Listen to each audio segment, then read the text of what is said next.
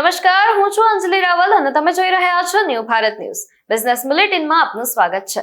ચાલો નજર કરીએ આજની માર્કેટ અપડેટ પર.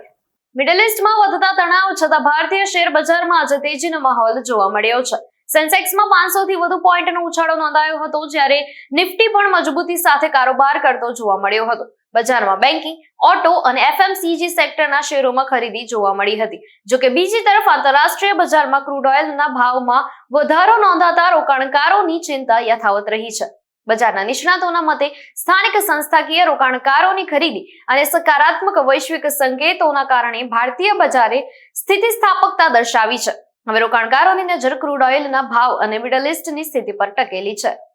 વાયદા બજારમાં આજે સોના અને ચાંદીના ભાવમાં મોટો કડાકો જોવા મળ્યો છે. એમસીએક્સ પર સોનાના ભાવ એક સમયે 1.5 લાખ રૂપિયાની માનસિક સપાટીની નીચે સરકી ગયા હતા અને સોનાનો ઓપનિંગ ભાવ 1,49,926 રૂપિયા પ્રતિ 10 ગ્રામ નોંધાયો હતો, જ્યારે ટ્રેડિંગ દરમિયાન તેમાં થોડી રિકવરી જોવા મળી અને તે 1,50,118 રૂપિયાની આસપાસ કારોબાર કરી રહ્યું હતું.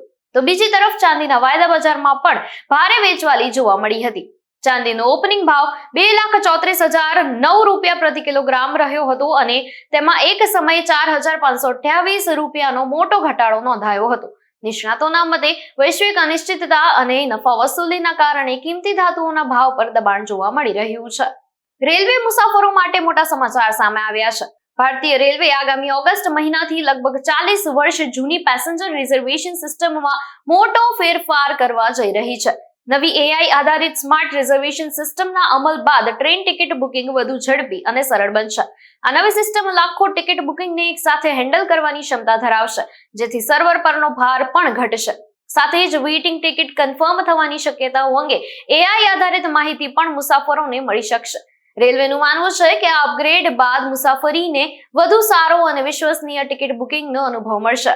પીએફ ખાતા ધારકો માટે મોટા સમાચાર સામે આવ્યા છે. ઈપીએફઓએ પીએફ ઉપાડવાના નિયમોને વધુ સરળ બનાવ્યા છે અને નવા નિયમો મુજબ ખાસ સંજોગોમાં હવે સભ્યો તેમના પીએફ ફંડમાંથી 100% સુધીની રકમ ઉપાડી શકશે.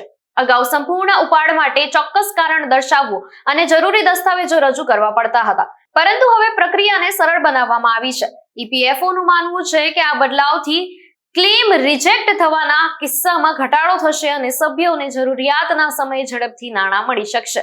જોકે 100% ઉપાડવાની સુવિધા માત્ર નિર્ધારિત વિશેષ સંજોગોમાં જ ઉપલબ્ધ રહેશે. પાસપોર્ટ બનાવવા ઈચ્છતા લોકો માટે મોટા સમાચાર સામે આવ્યા છે. પાસપોર્ટ સેવાઓને વધુ સરળ અને ઝડપી બનાવવા માટે નવા નિયમો લાગુ કરવામાં આવ્યા છે. નવા નિયમો અનુસાર હવે 3 ખાસ શ્રેણીના અરજદારોને એપોઇન્ટમેન્ટ વિના પણ પ્રાથમિકતાના ધોરણે સેવા મળી શકશે, જેમાં દિવ્યાંગ વ્યક્તિઓ, વરિષ્ઠ નાગરિકો અને તાત્કાલિક જરૂરિયાત ધરાવતા અરજદારોને પાસપોર્ટ સેવા કેન્દ્રોમાં વિશેષ સુવિધા આપવામાં આવશે. સરકારનું માનવું છે કે આ નિર્ણયથી જરૂરિયાતમંદ લોકોને વધુ ઝડપી અને સરળતાથી પાસપોર્ટ સેવા મળી શકશે. જોકે સામાન્ય અરજદારો માટે ઓનલાઈન એપોઇન્ટમેન્ટ પ્રક્રિયા યથાવત રહેશે. આ સાથે પૂર્ણ કરીએ આજનું બિઝનેસ બુલેટિન. વધુ બિઝનેસ અપડેટ્સ માટે જોડાયેલા રહો ન્યૂ ભારત ન્યૂઝ સાથે. નમસ્કાર.